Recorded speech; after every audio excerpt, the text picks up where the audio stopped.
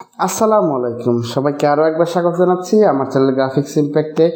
আশা করি আপনারা সবাই অনেক অনেক ভালো আছেন। আজকে আমি আপনাদেরকে দেখাবো কীভাবে আমরা ইলিপস টুল এবং রোটেট টুল ইউজ করে এরকম সুন্দর একটি ও লেটার ডিজাইন করতে পারি, বা ও লেটার লোগো বা যে ডিজাইনই বলুন না কেন এরকম ডিজাইন করতে পারি অ্যাডোবি ইলাস্ট্রেটরের মাধ্যমে খুব সহজে। এই ভিডিওটি যদি আপনি মনোযোগ দিয়ে দেখেন, আপনার যদি ইলাস্ট্রেটরের বেসিক নলেজ থাকে তাহলে আপনি ডিজাইনটি করতে পারবেন, কোনো সমস্যা নেই। বা নলেজ না থাকলেও আপনি দেখে দেখেও করতে পারবেন, কোনো সমস্যা নেই। তো বলা যায় এটি একদম বিগিনারদের জন্যই ভিডিওটি। তো আর কথা না বলে চলুন শুরু করা যাক আমাদের আজকের টিউটোরিয়াল।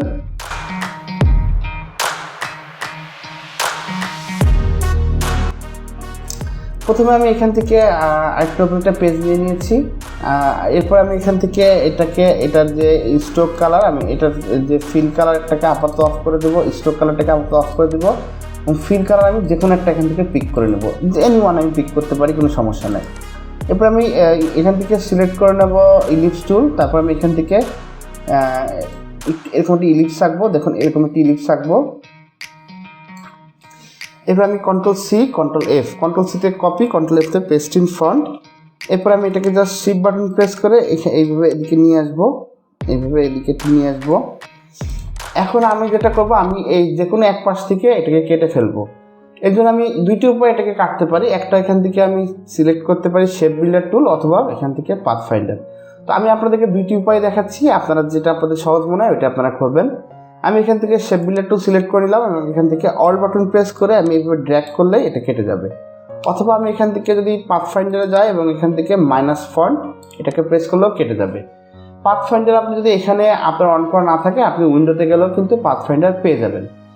এরপর আমরা কোথাও ক্লিক করবো না, আমরা জাস্ট এই অবস্থাতে আমরা এখান থেকে চলে যাব রোটেট টুল, এখানে দেখতে পাচ্ছেন রোটেট টুল, এখানে একটা ক্লিক করব। এরপর আমরা ঠিক এই অংশে এসে, বেশি উপরে না বেশি নিচেও না, এই অংশে এসে আমরা অল বাটন প্রেস করে ক্লিক করব। এরপর আমরা এখানে তাহলে আমাদের এখানে একটা ডায়লগ বক্স ওপেন হয়ে যাবে এবং এখান থেকে আমরা দিয়ে দেবো 360 360 ডিভাইডেড বাই 30 এবং এখান থেকে আমরা কপিতে ক্লিক করে দেবো। এরপর আমরা কন্ট্রোল ডি প্রেস করব, তাহলে এরকম কপি হতেই থাকবে। দেখুন কন্ট্রোল ডি প্রেস করলে এরকম কপি হতেই থাকবে।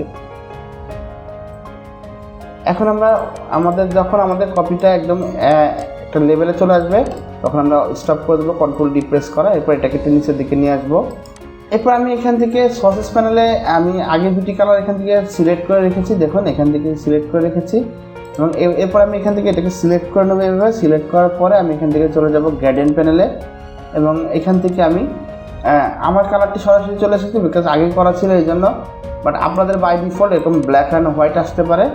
এরপর জাস্ট আপনি এখান থেকে প্রথম স্লাইডারটাকে সিলেক্ট করে দিবেন এবং এখান থেকে এই কালারটি পিক করে নেবেন এবং সেকেন্ড স্লাইডারটা সিলেক্ট করে আপনি আপনার মন মতো কালার আপনি এখান থেকে পিক করে নেবেন।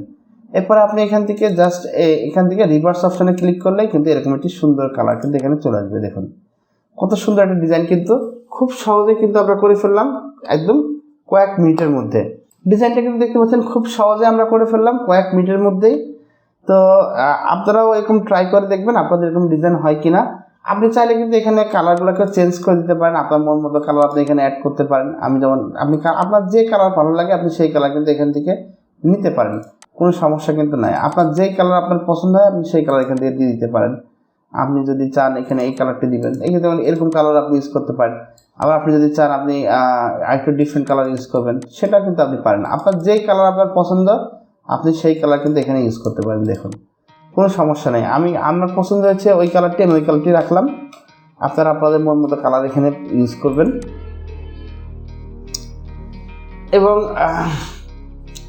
এখানে আমরা এখানে আরেকটু কাজ করতে পারি, সেটা আমরা এখানে এইভাবে এটাকে সিলেক্ট করে আমরা চাইলে কিন্তু এখানে আমাদের কিন্তু দেখুন এখন আমরা চাইলে এখানে আমরা একটা স্ট্রোক কালার দিয়ে দিলে বিষয়টা আরও সুন্দর হবে। আমরা এটাকে সিলেক্ট করে আমরা এখান থেকে একটা স্ট্রোক কালার দিয়ে দিব। আমরা স্ট্রোক প্যানেল অন করে একটা স্ট্রোক কালার দিলাম, জিনিসটা কিন্তু দেখতে আরেকটু কিন্তু সুন্দর হয়ে গেছে। আর প্রত্যেকটা যে পার্ট এটা কিন্তু আলাদা আলাদা হয়ে গেছে। সরি, এখানে একটু কালারটা একটু চেঞ্জ করতে হবে। ওকে, এখন দেখতেই পাচ্ছেন এভাবে আপনারা ট্রাই করবেন। আপনাদের বিভিন্ন ক্রিয়েশনটাকে কীভাবে আরও সামনের দিকে আনা যায় সেটা আপনারা ট্রাই করবেন প্রতিনিয়ত।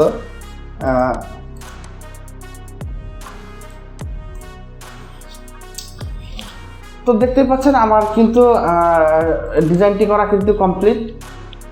ভিডিওটি কেমন লাগলো অবশ্যই কমেন্টস করে জানাবেন, এবং আর যদি আপনাদের কোনো জিজ্ঞাসা থাকে সেটাও কমেন্টস করে আমাকে জানিয়ে দিবেন। বেশি লাইক করে আমাকে আরও উৎসাহিত করবেন, যাতে আমি আপনাদের জন্য আরও সুন্দর কিছু টিউটোরিয়াল আনতে পারি বা ভিডিও আনতে পারি।